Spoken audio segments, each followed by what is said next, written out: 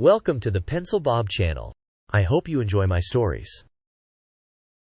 The day we moved into our new place, I had no idea what kind of nightmare was waiting for us just beyond our property line. My parents had left me this rental house when they passed away, and I was excited to finally make it our home. The place had been there long before the fancy neighborhood next door sprouted up, so we weren't part of their homeowners association. At least, that's what I thought. As we settled in, my wife and I decided to install gates at the 3 entrances to the property.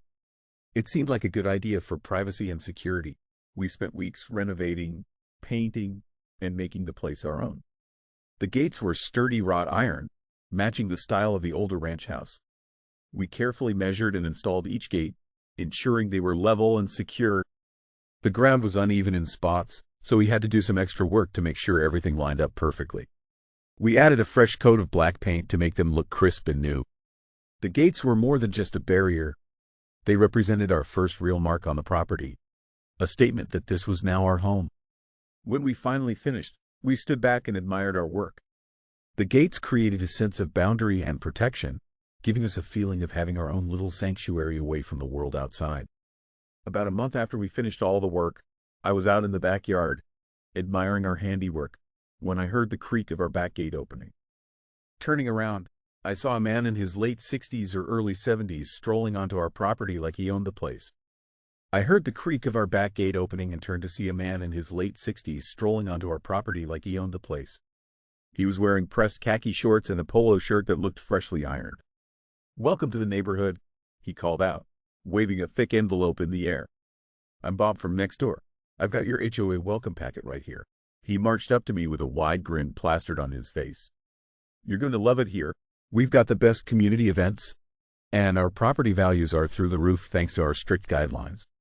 Bob thrust the envelope towards me. "Everything you need to know is in here. Rules about lawn maintenance, approved paint colors, holiday decoration guidelines. Oh, and don't forget about our monthly meetings. Attendance is mandatory, of course. We take our community very seriously around here." I walked over, confused by Bob's sudden appearance and his assumption about our property. "Thanks, but we're not part of the HOA. This property predates your neighborhood," I explained, trying to keep my tone polite but firm. Bob's friendly smile faltered, his brow furrowing in disbelief. No, that can't be right," he insisted, shaking his head vigorously. "You're right next door to me, so you're definitely part of our HOA. His voice took on a patronizing tone, as if he were explaining something simple to a child. "Every house in this area is under our jurisdiction. It's been that way for decades." I could see the wheels turning in Bob's head as he struggled to comprehend the idea that his authority might not extend to our property. His grip on the envelope tightened, knuckles whitening as he held onto it like a lifeline to his perceived power. "I appreciate you stopping by, but we're really not part of your association," I repeated, trying to keep my tone polite. "And in the future, could you please not come onto our property without permission?" His face turned red. "Now listen here, young man. I don't see any 'no trespassing' signs, so I can come and go as I please. You need to read this packet and get with the program. Bob, I'm asking you nicely to leave our property now," I said, my patience wearing thin. He huffed and puffed, muttering under his breath as he stormed off. I watched him go, shaking my head in disbelief. The next day, my wife and I installed locks on all the gates and put up "no trespassing" signs, just to be safe. We figured that would be the end of it. Boy, were we wrong. A few days later, I checked the mailbox and found an official-looking letter from the HOA. It listed several violations we'd supposedly committed, including unapproved landscaping changes and unauthorized structures. What really got me was that some of the items mentioned were things in our backyard that you couldn't see unless you were actively peering over our fence. I tossed the letter in the trash, figuring it was just Bob being petty. But then another one came, and another, each one more threatening than the last, with talk of fines and even eviction. After the 5th notice, which threatened to kick us out of our own home, I'd had enough. I called the number listed on the letter and spoke to a woman who identified herself as the HOA secretary. "Ma'am, there's been a misunderstanding," I explained. "We're not actually part of your HOA. Our property predates your neighborhood." There was a pause on the line. "Oh, I see. Well, the HOA president, that's Bob, has been insisting that you are members and filing these complaints. If you can prove you're not part of the association, we'll waive all the fines and leave you alone. I thanked her and hung up, then spent the next hour digging through old files to find the property documents. Once I had everything in order, I decided to attend the next HOA meeting to settle this once and for all. The meeting was held in the community center of Bob's neighborhood. As I walked in, I could feel the eyes of every homeowner on me. Bob sat at the head of the table, looking smug. When it was my turn to speak, I approached the table and laid out all my documentation. As you can see here, our property is not part of your HOA. It never has been, and it never will be. I'd appreciate it if you'd stop sending us violation notices and leave us alone. The room was silent as the board members looked over the paperwork. Then Bob exploded. "This is ridiculous," he shouted, his face turning an alarming shade of purple. "It doesn't matter what some old papers say. You're in our neighborhood, so you need to follow our rules." I stood my ground. "That's not how this works, Bob. We're not in your neighborhood, and we don't have to follow your rules." Bob was practically foaming at the mouth now. "Do you have any idea what you've done? Those gates you put up, they block my daily walking route. And now my family can't cut through your yard to get to the pool anymore." I couldn't believe what I was hearing. "You're trespassing on our property to get to your pool? And those trees you planted?" Bob continued, ignoring me. "They block the view from my balcony. I used to be able to see your whole property, and now I can't." The other HOA members were looking increasingly uncomfortable. One of them, a middle-aged woman, stood up. "Bob, I think you need to calm down. They've proven they're not part of our HOA. We can't force them to do anything." But Bob wasn't listening. He was on his feet now, gesticulating wildly. "I won't stand for this. I've lived here for 30 years, and I won't let some young upstart ruin our neighborhood." Two men had to physically restrain Bob and lead him out of the room. I stood there, stunned by the absurdity of it all. The woman who had spoken up earlier approached me. "I'm so sorry about this. We'll make sure you don't receive any more notices. And we'll have a talk with Bob about respecting property boundaries." I nodded, still in shock, and left the meeting. As I drove home, I couldn't help but laugh at the ridiculousness of the situation. Here was a grown man throwing a tantrum because he couldn't spy on us or use our property as his personal shortcut anymore. Over the next few weeks, things quieted down. We didn't receive any more HOA notices, and Bob seemed to be avoiding us. But I couldn't shake the feeling that this wasn't over. Sure enough, about a month after the meeting, I caught Bob trying to peek over our fence. When he saw me, he quickly ducked down and scurried away like a caught child. A few days later, I was working in the front yard when I overheard Bob talking to another neighbor. "Can you believe those people?" he was saying. "They think they're so special, not having to follow the rules." "Well, I've got news for them. This isn't over." I sighed, realizing that Bob's vendetta against us wasn't going to end anytime soon.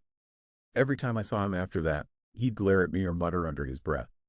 It was like living next to a grumpy, overgrown child. One Saturday morning, I woke up to find that someone had egged our house and car overnight.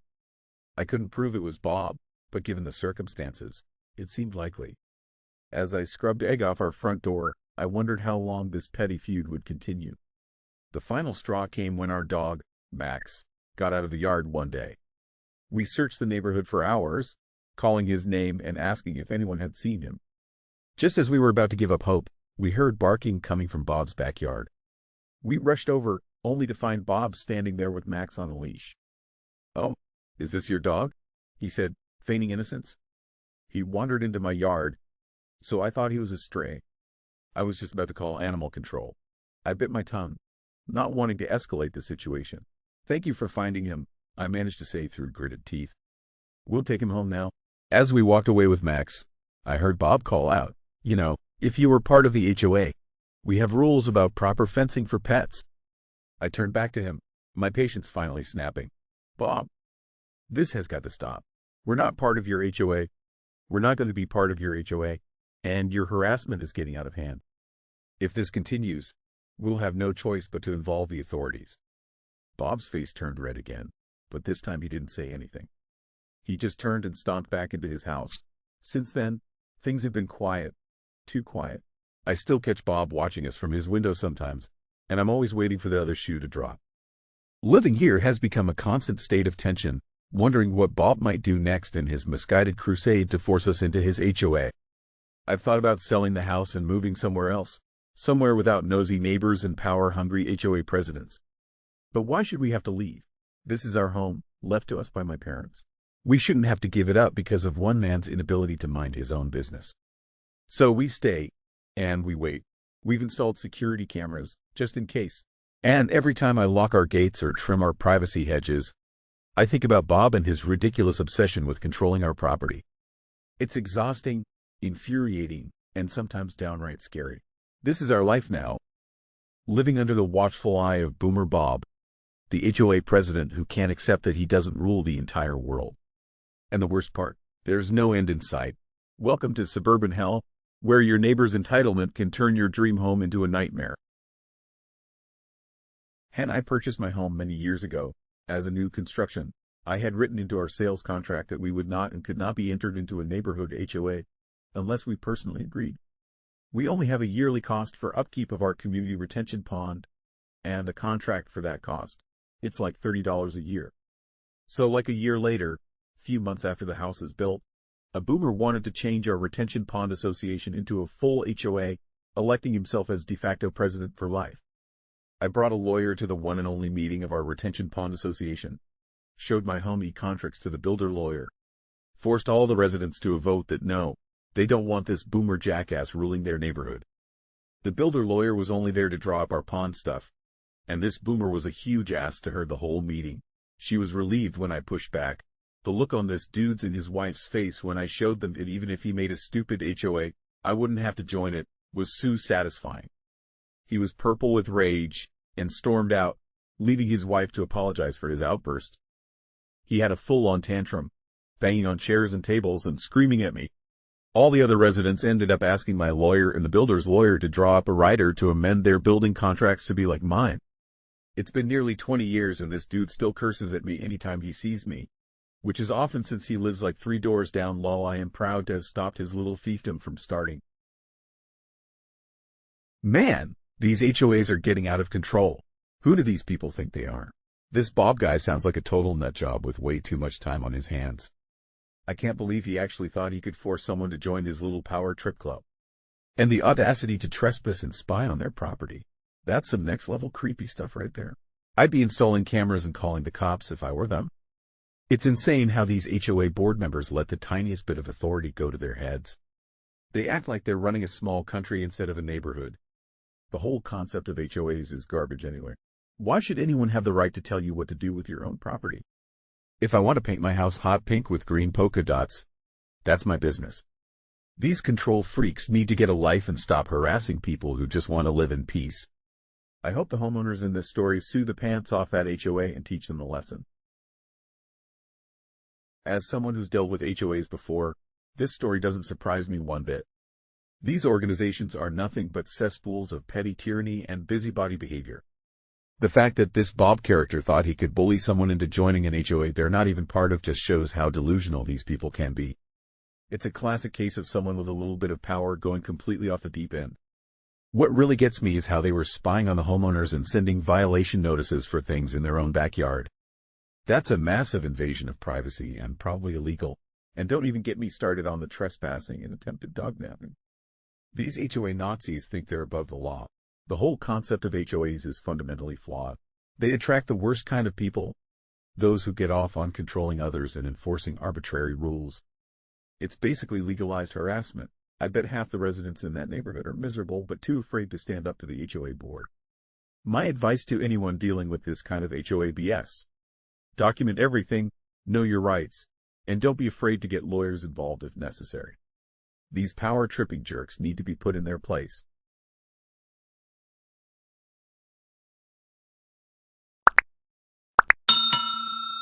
I would like to thank you for watching the video to the end. To encourage us to make more videos, please like, subscribe, comment, as well as share. Check out this other video if you haven't already.